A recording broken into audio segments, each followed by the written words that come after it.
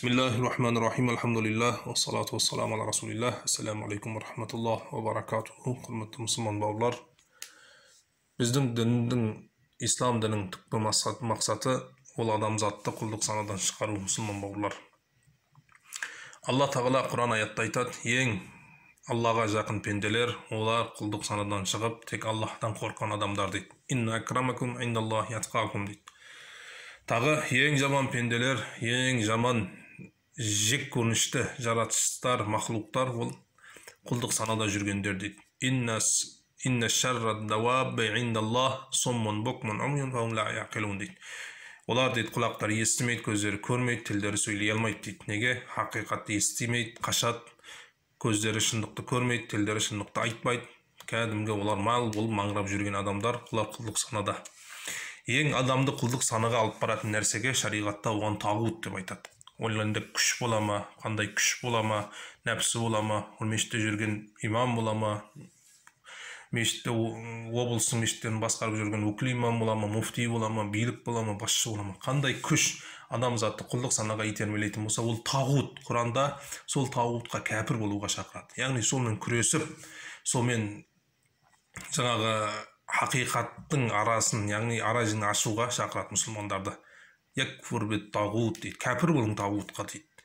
Тағуттың үлкен жұмысы не? Адамды құлдық санаға кіргізіп, оның құқын шектеу. Тағуттың жұмысы.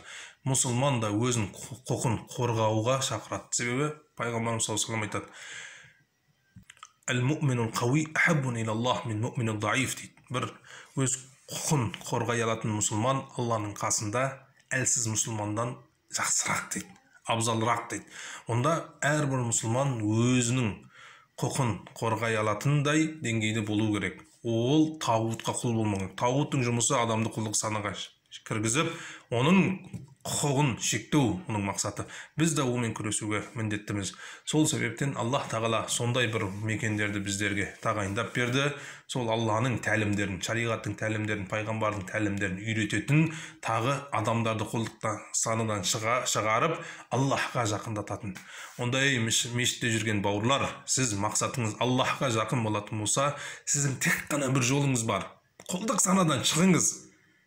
Аллах Тағала айтып жатыр: «Инна акрамакум индаллахи атқакум» дейді. Құлдық санадан шыққан адамдар ең сүйікті адамдар дейді.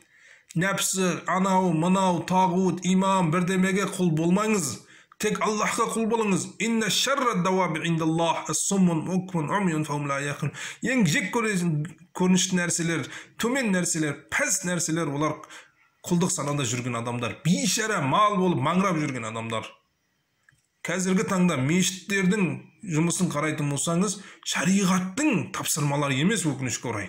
Мешітке барған адам, жамағаттарды көріңізші, мешітте жүрген жамағат, мешіт жамағатын ең құлдық санада жүрген, көз де көрмейді, тіл де сөйлей алмайды, құлақ та ести алмайды. Олар түсіну деген үлкен бір біздің байлығымызбен қарсылық білдіреді олар. Түсіну деген нәрсені ең үлкен нәрсе, жек көретін нәрсе көреді олар.